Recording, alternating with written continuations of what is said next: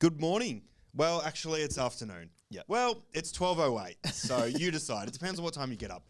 But welcome to another episode of the Sash Mailbag from the studio today. Here with Rob. Rob, how you going? I'm good, mate. I'm good. It's nice to be here. Hopefully the video's working because I somehow managed to fuck it up on Friday. Yep. I think I fucked up the audio a little bit as well. Yeah. So he's hoping I can do a show without a producer in the room and not cock it up this week. I've got faith in you. This was the mag. I was cracking all these great gags, I thought, at the start of the episode. The Iceman cometh, just so if anyone needs a frame of reference, that was the magazine itself. Yeah, you can see it up there. Looks pretty good. Now, we were just talking off air before we jump into it. I wanted to tell you a story of how I was in a Essendon TV commercial when I was... It would have been somewhere between the ages of 6 and 8, I reckon. Yep. So, as a young Bomber member, I got an email at the time, or a letter. Probably a letter. Yeah. Probably a letter. God. I reckon it was a letter. Let's go with that. And it was like, hey, here's an opportunity to come be. We're going to be filming a TV commercial. And it was for Sheedy's. I think it was maybe Sheedy's. There was like it was his 600th, or it was like coached and played games, or 800th maybe. He was breaking the all-time record. Yeah.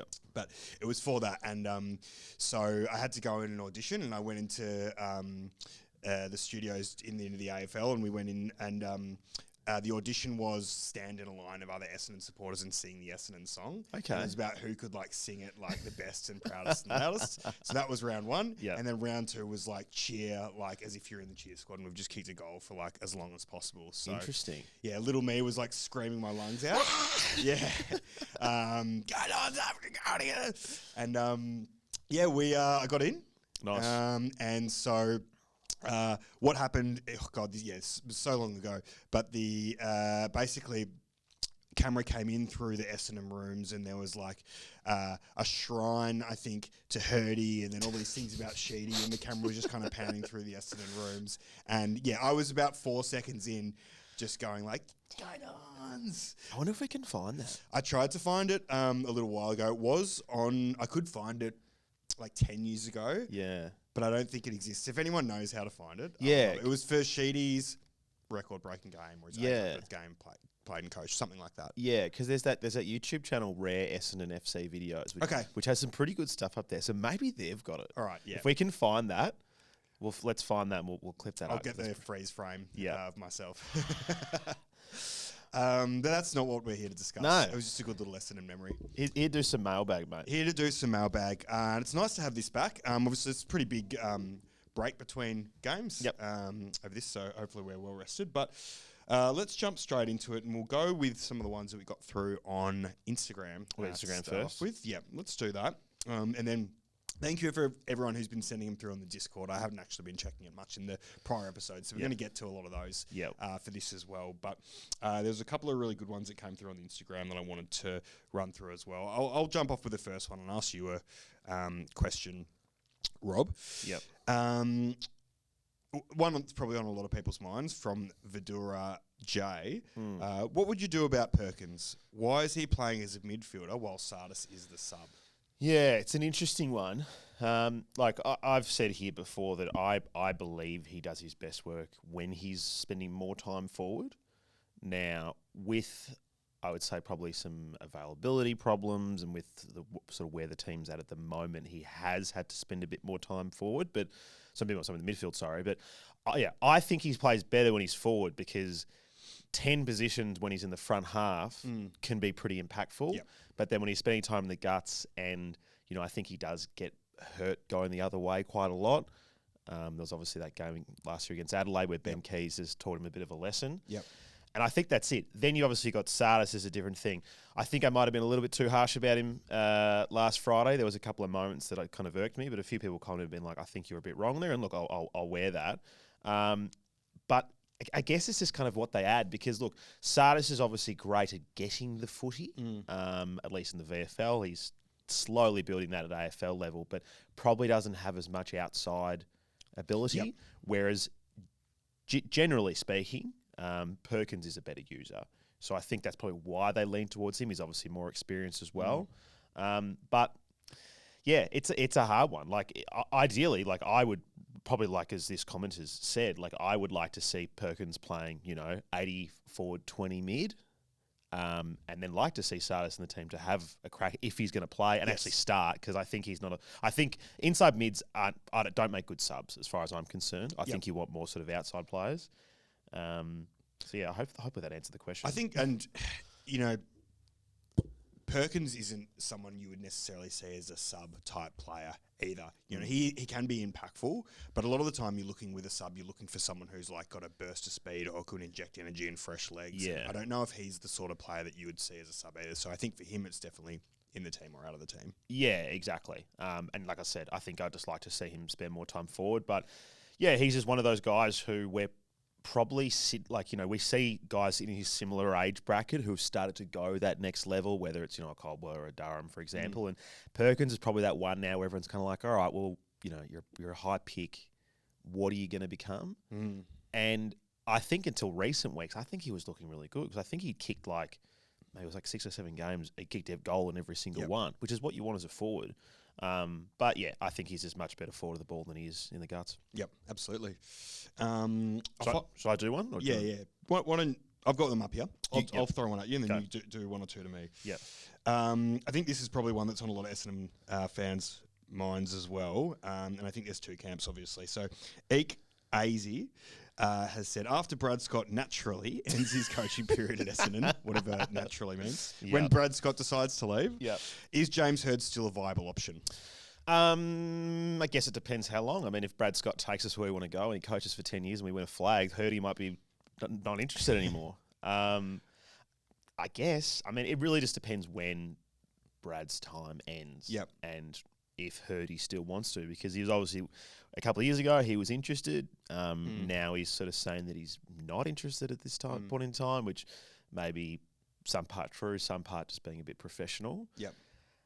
I guess he's an option, but I think a lot of us have to accept that the fairy tale ending that we want to this James Hird story might not really happen.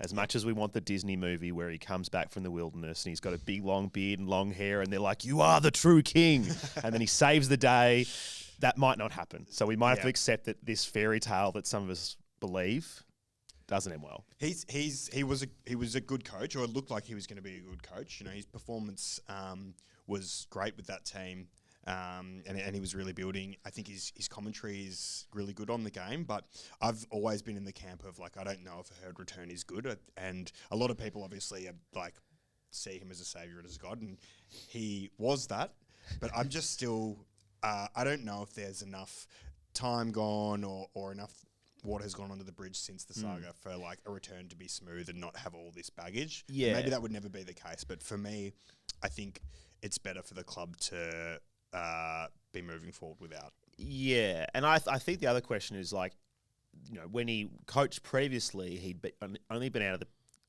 the system for a shorter period of time. He was probably still pretty active in football, where he stepped back quite a lot. He's obviously spent some time overseas doing his business stuff. Has he had the attention to detail of what's going on in AFL enough that you can go back into coaching? Use Ross Lyon for an example. He coached for a long period of time with 2 clubs, got as close as you can get without winning one, drawing a grand final, and then takes a bit of time out, is in the media, probably still pretty active watching the game. I guess that question is, has Hirdy been around that long enough? You take, again, look at Brad Scott, for instance. He was working AFL House and getting a really good look at what's under the hood at all the other clubs, which is why he's so big on bringing in more people, upping the soft cap, getting Essendon more people and more resources. That's my question is, has James Hird been out too long that he's not with what it once was? But if you've got it, you might always have it. You can always read the game regardless of what era. So maybe he's got that. And he would be if anyone, it would be him. Save us, King, save us. Should I do one? Yes, please jump in. Okay, I'm going to go to the Discord. Let's have a look. This is from Suck Some Eggs. Great name. Does Merritt at halfback allow for a more balanced side rather than having all our eggs in the midfield? I like that he's got eggs in his name and in the questions. That's really good there. I guess it's just it allows us for different options. I mean, personally, if Merritt isn't on the ball, I think he's most damaging in a half forward role, high half forward role, just because he can bite off those really difficult kicks to hit someone inside forward 50. He obviously was trying to do that against Brisbane, really taking the game on, and a few times it didn't work out for him. Yep. But, he said it himself that for this team to grow, he and even some other guys have to kind of play different roles so we can actually develop guys where we want them to be. Because if Merritt plays in the guts every single week, it might end up, he might, win some personal accolades, but it might not help the team development. So, I understand the point. I personally would rather see him at half forward than half back, if that's the choice. But, yeah, I understand this question. So, and I think this is the year to develop more midfielders. He can go back into the midfield, but let's build capability and give people games in positions that they need to develop while we can now. And then maybe when we are challenging in a couple of years' time, if he still suits being in that midfield, that would be awesome. But we need to, as you said, make sure that we're developing multiple options. And like Caldwell did in that third quarter, that was not the only time, but one of the few times in probably recent memory that someone beyond Merritt has put the team on their back and kind of carried them through. Definitely. I'll do one more. This is from Inner Shib. Say if/when Vigo comes into the first team and shows traits that he can become a solid ruckman in the league, where does that leave us with Brian? Well, I think the fact that we have brought in a 26-year-old ruckman with the mid-season draft makes me believe that we won't see Vigo Vicentini this season. Now, what that means in the future, 2026, 2027 beyond, not so sure. There's obviously there's no guarantees right now that we have both Draper and Brian next season. I think the club wants to keep both of them, and that's certainly the intention. But yeah, I wouldn't be surprised. I would be surprised to see Vigo this year, knowing now we've got another ruckman. And how old is he? 19. 19. There aren't many 19-year-old rucks getting around in the AFL. Yeah, absolutely. So I think he's got a fair bit of time. And we all remember as supporters how many years we were like, Brian's getting 50 touches, 50 hit-outs, 20 touches every week. Get him in. And then he'd come into the AFL and he'd be, average because he's very young still. And you go, okay, needs more time. Yeah, that's I think right. Vigo's kind of in the same boat. The quality or the quality and the physicality and the strength and the craft of AFL ruckman versus VFL ruckman is a huge, huge difference. Yeah. Kim coming up against other significantly mature bodies like a Jerry or a Witz or whatever, Yeah. Hopefully he would do great, but yeah, you're asking a lot of him. Yeah, you are, exactly. I think probably the most recent example of a young ruckman really coming in dominating is probably Luke Jackson. Yeah, for sure. And he was obviously able to play as that sort of forward role and then go to the ruck. And I think the D's took him at pick 2 or pick 3, which I remember at the time people were like, why the hell are they taking a ruckman? They've got Max Storm, the best ruck in the game. And then you see him play and you go, that's why. Yeah. No disrespect to Vigo, but he's not Luke Jackson. He isn't. Now, all right, Rob. Yep. What do you got for me? When I was asking the questions, you were answering them. When you were asking the questions, you were answering them. So we need a little bit more. Oh, sorry. I'm getting used to running my own show here. All right. I'll ask you one. Give me one. This is 4th of September 2004, probably the last time we won a final. Looking at the past month, do we hold our picks or throw them for Harley Reid? So I've been really big on Harley Reid, and I still am. I think people assume because he's been in the system now for 2 years that he's not a young player. He still is.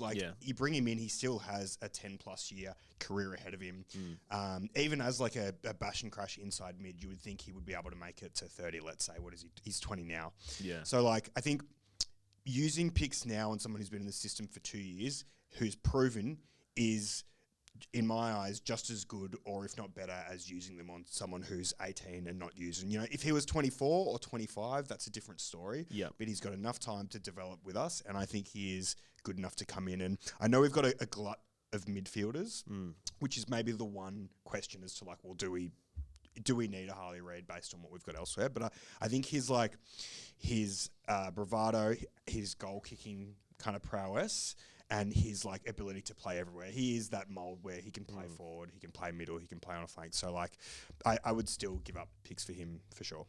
Yeah, I can't recall too many first season players like fending off some of the best mids in the game, like week in, week out. Yeah, You're exactly. like, oh, okay, this guy's a genuine freak. Did you watch their game last night? I didn't. Neither did I, but this is me purely basing comments on social media. Sound like he did pretty well. Yeah, he's building. I think, he had... People have second year blues, it's talked about a lot, and he, didn't start the season fantastically, but that's purely based on his expectation. Like, you got to think back when Dusty first started, and Dusty had not a great tank. He would do these amazing things, but for years he was kind of like getting 10 to 15 possessions and maybe kicking a couple of nice goals, and you're like, this guy's got potential, but is he ever going to get there? And then he got there, And he definitely did, and he was an absolute superstar. You know, like his record is kind of the best. Was the best finals player of all time. Yeah. I mean, he's probably, if you go best three players post 2000, I think pick your own order, but it's like Buddy, Gary Ablett Jr., Dusty. I think it's pretty fair. That's fair. I'm gonna extend it out to 4 because I loved Luke Hodge as well. Yeah. I think he was huge as a captain. I think he won 2 Norm Smiths maybe as well. Yeah. But anyway, You're right. we're not here to talk about Hawthorn players or or Richmond players. Yeah. Fuck that. Yeah. I'll ask you another question. Yeah, sure. Again, this one's from Insta, and I was interested to hear your thoughts because I don't know if I agree. Sahone said, how concerning is the form of Mason Redmond, shadow of his former self? And there was another one on the Discord that was similar, asking... There was a Discord question saying that Redmond got a bath on Thursday night, and how long do we stick with him as a defender? So let's merge those and talk about Mason Redmond. I think his role has changed. That is the first point. We saw a fair bit of it last season where he was playing more of a defensive role, particularly, obviously, against Brisbane. He was basically playing as a key defender, a very undersized one. He has had some, I'd say, poor games by foot. And which is it's frustrating because I think where he is at his best is when he's taking meters, getting a run, and then really launching the footy because he can kick at 60 plus. Yep. Was it round 1 that he was tagging in the middle? Yeah, that was sure weird. It was right at the start. That was weird. I didn't like that, and the experiment lasted a very short window of time. I think he was pretty poor in that role, but. Yeah, I don't think he's been great, but I don't think it's the, alarm bells with maybe some other players that we're sort of concerned about. I think he's been average, but I do think he's, because of how much the back line has changed week in, week out, we've gone from having a bunch of new guys and then he's out, then he's in, then he's out. We've had no stability in the back line. He's basically him and Pryor are basically the only ones who've been there all season. And probably McGrath. So... I can understand why he hasn't been informed because his week in, week out, he's gone from being this to this to this to this. I'm not alarm bells for me, but he hasn't been great. So this is his first year in the leadership group, I think. Could be. Or second, I can't remember. Yeah, so I guess I actually don't think he's playing terribly. I agree. I think his role's changed. And I thought he did a pretty good job on Thursday, so I'd probably disagree with that one that came in on the Discord, his form wasn't good. His role's different, and he is keeping opponents to low scores. But whether he is acting like someone who's in the leadership group, he was in there last year. He was there last year 2 as well? years, yeah. I feel like that's maybe my question. I don't know how often I see him kind of barking orders, and I feel like sometimes he doesn't look that confident. And I think you want to be looking to someone like Mason Redmond for guidance and stuff like that. And I think maybe on field, it's hard to tell because you're not there, but I feel like maybe that could improve a little bit. Yeah, possibly. It does. It usually feels like McGrath's the one who's directing traffic in the back line, and I think it's probably one of the things he does do well. But yeah, like you said, you don't know. Yep. Maybe he's a leader because off, not on game day, that's where he does his best work. Yep. Around the club, not sure. Well, Angus Clark had some good things to say about him. And Mason Redmond loves...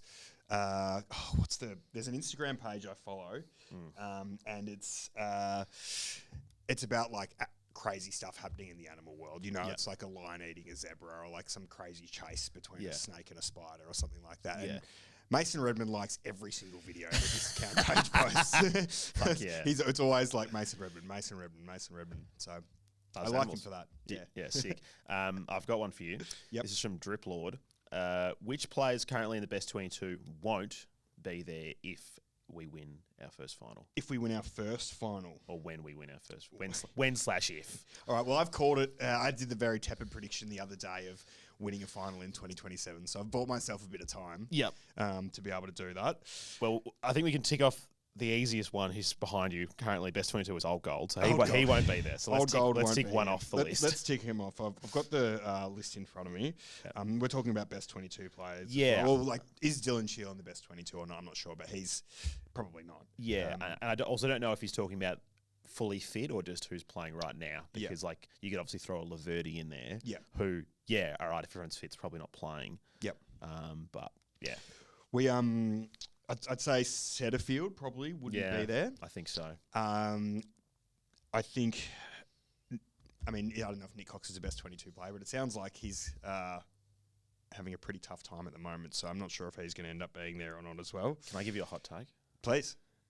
This is purely based on the fact that he just keeps getting injured. I'm going to say Kyle Langford won't be there. Yep. Now, that might not be at the club, but I could potentially maybe not be selected. If it's in 2 years, lock and change in that period of time. That's true. That's a hot take. Parish and Ridley are potentially the others based on their, like, injury history. Yeah. Parish definitely, because who knows what the back end of this season is going to look like. Because this could be a return to the best. This could be him returning to a point that he's now tradable. This could just be him being injured again. Yep. Who has any idea what's going to happen with him back after the year? Yep. And Peter Wright's a really interesting one because at the moment, on current form, yes, but like we've seen him go up and down a lot. So yeah, and he might be another one. Yeah, and again, who knows if this mid-season draftee, which, you know, we're pretty good at the mid-season draft. We are. Which usually means Archer May's probably going to be a gun, I guess. Dermy seems to think he's going to be a gun. Yeah, I guess he has to say that. My stepson's a bit shit. Yeah. New Tom Hawkins, apparently. New Tom Hawkins. Yeah, don't mind that. Don't mind that. Anyone else? No, I reckon that's it from the ones that I'm seeing at the moment. Yeah.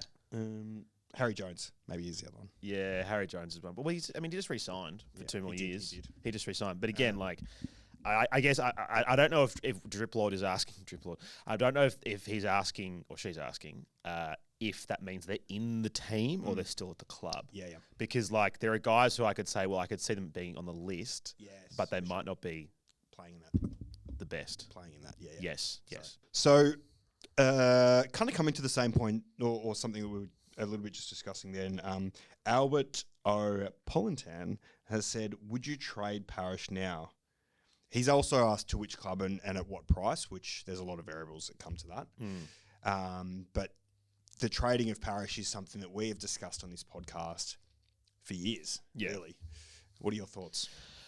I think I'm open to it, and I would assume that the club are open to it as well. But like we just sort of said before, like as the time of recording today, he has very low value. What has to happen is now he has to come back in the team and he has to perform. And then the question is, does he perform so well that we want to keep him, or does he perform well enough that you can then trade him on? I have no idea. Like, he's obviously got a long contract in terms of years, but I've got no idea how much that is.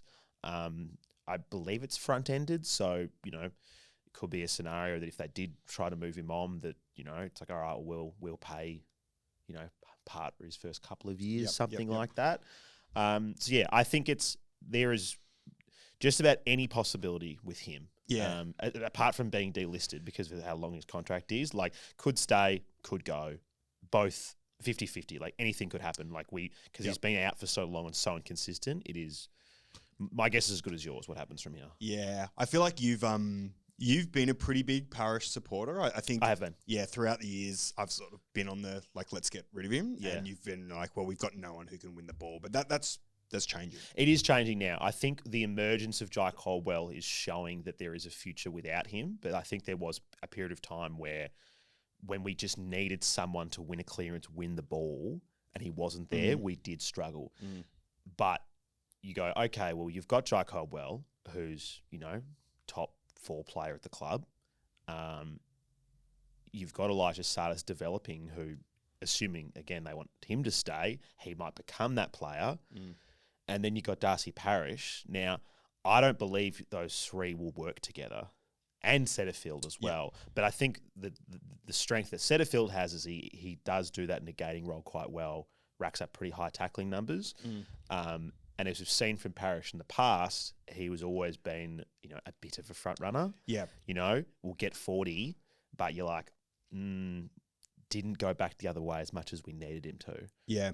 So, yeah. Oh, look, those four names that I mentioned, one of them, if they're all fit, one of them can't be in the team. Yeah. Maybe even two. So Parish on the weekend, I think he, as the game went on, maybe played less minutes. Yeah. But I think he had 6 tackles. I think he had 20 touches and 6 tackles. So maybe it's similar to the Peter Wright situation. We spoke about it on Monday that the kind of Brad had that if you're forward and you're not willing to tackle, then you're not going to be getting a game. Maybe where now our list is at enough strength in the midfield for Scott to kind of be saying things to Parish like, if you're not going to tackle, you're simply not going to get in the team. Yeah. And he's also had a long time out, so it's good. It's good that he's had a couple of weeks in the VFL. Going to be very interesting to see if he's selected for Sunday's game against the Blues. But yeah, look, honestly, my guess is as good as yours. I wouldn't be surprised if he goes. I wouldn't be surprised if he stays. It really just depends on what happens the back half of the season. Yep. So many variables with him. I'll give you a question, Jolie. Actually, this one we spoke about a bit off air, so this will be an interesting one. This is from GK on the Discord. What are the top 5 Bombers games of our Brad Scott era? Lost to the Dogs, lost to the Crows, lost to the Giants. Yeah, top 5 losses? Yeah. All right. I've got Richmond win for his first season, the 1 point win. That's the first one. That's a great one. Yeah. Not first, but that's in the top 5. Yeah. I think when we beat the Doggies last year, it was pretty for good. me, that was a game when I was like, holy shit, are we going to be decent? We never beat the Dogs. And that really stood out to me because we sort of had the foot on the pedal and we kind of choked them the whole game and they couldn't win the game. So that was a really, really good one. I think his first game as coach, we beat the Hawks by 10 goals, that's when the season always starts with a party when we beat the Hawks by 10 goals. That's always a lot of fun. So I'm going to put that up there as well. Yeah, 60-point win. I'm just going back through the 20. And then there was a win against the Giants. That was last year? Last year. Yeah. And to be honest, we might have even beat them the year before. But they win last year again. It was another one of those, the Giants are really good. This is a team that we're going to have to challenge if we're going to be decent. And again, we kind of throttled them really quickly. They couldn't move the ball and played a really dour game. I think we won by maybe 4 goals or something like that. And it was just, again, who is this Essendon team? Yeah. What is this? I'll throw one into the mix. Gather Round 2023, we beat the D's. Oh, yeah, that was awesome. That was pretty good. So I reckon that was a good one. And, they obviously had a pretty good year. Didn't win the flag, but went pretty deep. So that was a pretty big win. What else from 20? Honestly, it's hard to pick out any from this season because we've beaten a lot of mediocre sides. And as we spoke about on Monday, our best feeling was after a loss than after a win. So I do feel like a lot of them are coming from the other seasons. Maybe it is just an expectation thing. There was a game last year when finals felt like they were out of the question, and then we beat Freo by a point. And it was finals is back on the cards. The biggest, we're going to do it. Yeah, the biggest false hope that game fleeting ever. feeling was lovely. Yeah. All right. So the ones we agree on. So we've got Richmond win 2023. We've got Doggies win last year, GWS last year. Are we going Hawks round 1 2023? Yeah, I mean, it was just fun smashing the Hawks. It was just fun smashing the Hawks. New era, Brad, first game, smash the Hawks, All right, what else? Can we get one more in there? I mean, you said to me off air the draw on Anzac Day. We should have won. Yeah. I can't, that one I remember just that game because, actually, the year before, I think it was the year before, maybe when Jamie Ellett kicked the goal after the siren to win, I had the best time up until that very last second. I remember the whole game felt like a party. And then were we sitting together then? Yeah. With peers and stuff? And Rowan and we were rowdy that day. We were really rowdy. We were calling Pendle Dingleberry. Yeah. And It was great fun. Yeah. But yeah, right up until that last second. So we won't cancel that one. Yeah. Okay. Yeah, maybe the actually, no. Round 17 last year when we beat Collingwood. Yeah. That was the one where because that basically put them to bed that they weren't going to play finals. Yeah. That's a great. That was a great really shout. good one because I remember the hot takes was just everyone saying get a dog up your Collingwood. So I'm going to put that in as the 5th. Yeah, I think that's a good shout. Yeah. All right. Good 4. Nice. That's good. We've done the list there. Yeah. All right. Got another question here. From Little J5. Yep. Given the pickup of Smart in the mid-season draft, Yep. Mensy and Davey Jr. done. I think ADJ's done. I think if we've come to this point in the year, I mean, I know the small forward stocks haven't been damaged too much, but the fact that he hasn't come in at all yet, even to play like a sort of high half forward role, I think for me tells me that he's really fallen off. Yep. Which is a shame. Which Yep. is a shame to see. Mensy, he would be in a bit of strife as well. But I think of those two, if Brad was going to keep one, I think ADJ's on the way out. Yep. Unfortunately, I would agree. kicked some good goals in the VFL, but I think as we've seen, his contested work has not been of the caliber we've needed in the AFL, which is a shame because you see someone like a Kako who just seems so fearless at the ball, whereas it always sort of felt like ADJ that if he wasn't getting good ball on the outside, he wasn't going to win the footy. Yep. He was just always a bit too hesitant when real big bodies were around him. Yep. So yeah, Agreed. yep. This might not be one for you, but I'll ask it anyway. Aussie as 82 on the Discord. My 3-year-old daughter started saying go Pies every time I say go Bombers. At first it pissed me off, but is it child abuse if I force her to go for the Bombers or just let her support a team at the top of the ladder even if I hate them so deeply? If I let her go for the Pies, she'll fit right in soon when she starts losing her teeth. Thoughts? Good gag at the end there Yeah. about her losing her teeth. Well done. I think there's probably more context that we need here. Does your partner go for the Pies? Are there other people in your family that go for the Pies? Like, why should you pick them? Because I think if it's a you versus your partner's team, then that's maybe a bit of a hard battle to win. And you maybe have to pick your battles in that sort of situation. Yeah. If you're an Essendon family through and through and she's picked the Pies out of spite, then war is on. Yeah. If you let her have a win now, it's gone. Yeah, exactly. I think for me and my son, obviously I want him to support the Bombers. The main reason I want to support the Bombers is because I want to be able to go to the footy with him. Yep. I want to be able to go to games of footy, one, when he's young and introduce him to footy and have a good time. But then also thinking about the relationship I have with my dad now and my uncle as well, because we go for Essendon, I might not speak to my dad for ages. And then he'll call me up and we'll just chat about Essendon for 20 minutes. Yep. So one, I want to be able to go with my son now when it's new and fresh. Obviously, he's got a couple of years to go before I can take him. But then later in life, when, he's in his 20s and moved out and I'm a piss-fart old man, that we can go to a game together or we can talk about it. But I feel like if you have that, if it's they go support someone else, you lose that. Yep. Because I know, my cousin, despite the fact his dad goes for us and he chose to go for Hawthorn, and, you lose that. Yeah. So I think that's really important for families. But again, it depends. They still talk? Yes. Okay, so there's some hope for you. There's some hope because Essendon Hawthorn and Essendon Collingwood are kind of on the same level. I guess it really depends. Does your wife go for Collingwood? Yeah. Because this is the thing. If my son turned around and was like, "Oh, I want to go for the Doggies," and I'm like, "Well, I'm not going to take you to Doggies games. I'll take you to Essendon game. That's to you. I'm not going to go to 2 games a week. Yep. So we can go to the Bombers, or you don't go. Yep. But look, if the kids too, there's a fair old chance in a year's time they'll be like, footy, lame. Yeah, that's right. I want to watch Bluey. Yeah. If you get interested in Collingwood, then they might decide that they're not interested in Collingwood. So maybe a little reverse psychology. Yeah, exactly. And in 10 years, Collingwood might be crap. So, all right, I've got one here for you. Yep. Let's do a couple more. Are injuries a delayed issue from years of poor management? Also, this is from Tubby Drinks Beer. Yep. Asking the wrong person. I mean, Dr. Damer would probably have a better answer. I think in a sense, yes. I think that people who've always put in the work, have been very diligent, are probably less likely to have issues. If you were always a bit lazy with your rehab and then 5 years into your career, you start to actually put the time in. It might not just rectify. You've always got to have that trait, but I don't know. I think so much of this just does come down to genetics as well. But look, it was good to hear that the clubs. I can't remember who it was. Someone spoke to John Ralph, and they were saying that they're literally looking at everything, including the surface of the hangar, which is great. Interesting. Yeah, someone just needs to get down to the Rosemary and just do a blessing, and then we'll.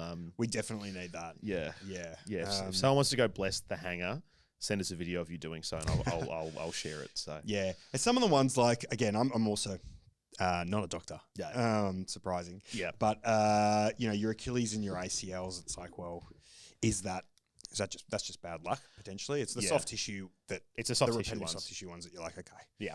I've done my hammies, but I've done both my hammies a significant amount of times, and I can tell you my rehab is terrible. Yeah, my rehab of 20 beers going out to a nightclub probably isn't the best course of action. You would think shuffling from side to side on a dance floor for 10 hours would like maybe strengthen them, but it does not. Yep. I'll give you. All right, let's do a couple more each. Yep. This is from James Senior. Do we go fuck it and go all in on the kids? Vigo, Guerin, and May. You can answer that. I don't think we do. I think we will see more debutants this year. I think we'll probably see a number of the mid-season picks debut. I think maybe Vigo is a chance at some stage. Guerin, I'm not sure if he would. He seems like someone who would maybe need another year of development. I think he's doing some good things, but the guys we brought in are a little bit more ready-made now. Someone did actually ask C. Smurden 36, which mid-season draft debut will come first. He said, I think it'll be Liam McMahon's. This probably kind of goes into that question. I would agree. Liam McMahon's probably the most likely. Sounds like they've tried him in defence as well as attack. Yeah. It'd be fantastic to see him come up against Carlton and kick some snags. Yeah. I don't know if that's going to happen. I think it's probably him or... The Ruckman will come in soon, surely. That makes sense. Surely that guy's going to be in soon. And then probably May. Yeah. I think, back to James Senior's question, I think for Vigo and Guerin, the fact that the people who've come in via the mid-season drafts play in their position is pretty telling that they don't think they're up to it yet. So I expect Blackiston to come. Will probably play in the next month, I reckon. And then you'd expect one of May or McMahon, maybe even both, play sometime in the next 6 weeks. Yep. But yeah, I'd be surprised if we saw Guerin play, considering that we've just brought in more key tools. Yeah, I agree. And look, it's actually been awesome, and I think. You kind of go back to some comments Brad Scott made, or I don't know if it was him that made them, but someone in the know was saying that, he's kind of been coaching with an arm tied behind his back for the first 2 years, and that the board and the selection panel and Dodo were kind of really impacting his ability to make a decision. And then there was chairman of selectors. Who is the chairman of selectors? I don't know. I had no idea. And then, but then there was all this talk about him at North being someone who didn't play kids, but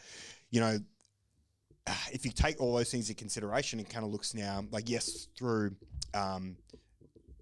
just through virtue of the fact that we've had injuries, we've had to make some debuts. But having 7 a year is fantastic so far already. And I think we're the most alongside Richmond in terms of the most debutants. But you can see the energy that youth is injecting into this team and how it's challenging older players. It's giving them more responsibility because they have to step up because they now have people that they have to teach. But it's also giving them a lot of energy. So I've really, really enjoyed watching the footy this year for the most part. And I would love to see more debutants, and I'm sure he will. I just don't know if it's going to be them. Yeah, exactly. As long as we have less games like the Adelaide and Bulldogs games back half of the year, I think it'll be pretty good. I think...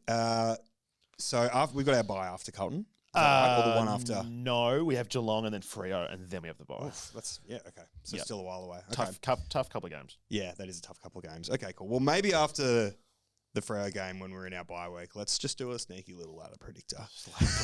Sneaky ladder predictor. And see what those last 7 or 8 10th games spot look is ours. Do you do one more? I'll do one more for you. Yep.